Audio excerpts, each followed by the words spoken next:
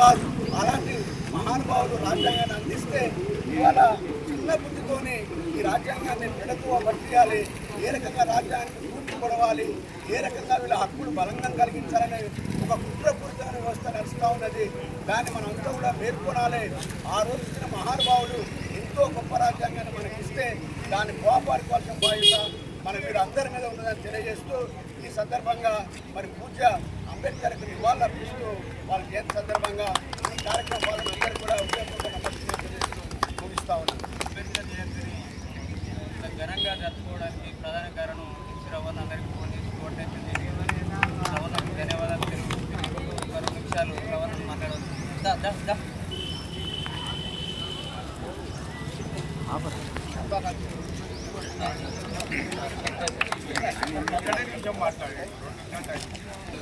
ఈరోజు అంబేద్కర్ జయంతి సందర్భంగా మన అందరం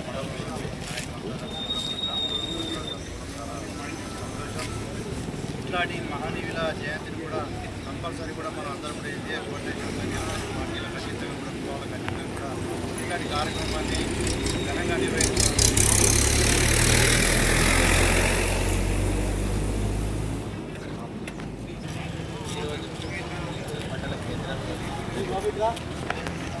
అంబేద్కర్ జయంతి అందరూ పార్టీలు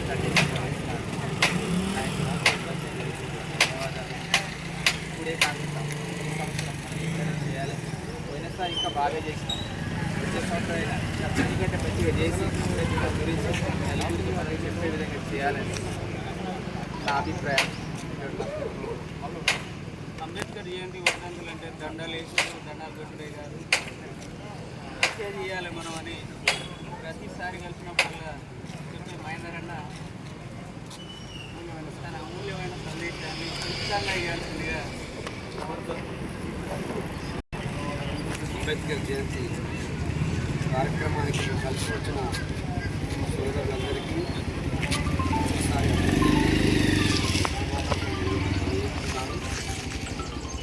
విషయం ఏమిటంటే అంబేద్కర్ జయంతి వర్ధంతి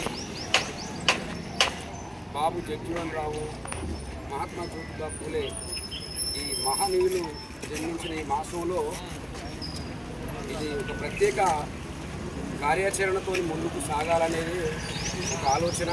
మరి ఇంతమంది జయంతి కార్యక్రమానికి కలిసి వచ్చిన మీ అందరికీ కూడా ప్రత్యేకమైన ధన్యవాదాలు తెలుపుతున్నాం. ఇట్లా కాకుండా ఎందుకు అంటే విషయం ఏంటంటే ఇప్పుడు యువతకు రాజ్యాంగం పైన అవగాహన కల్పించాలి.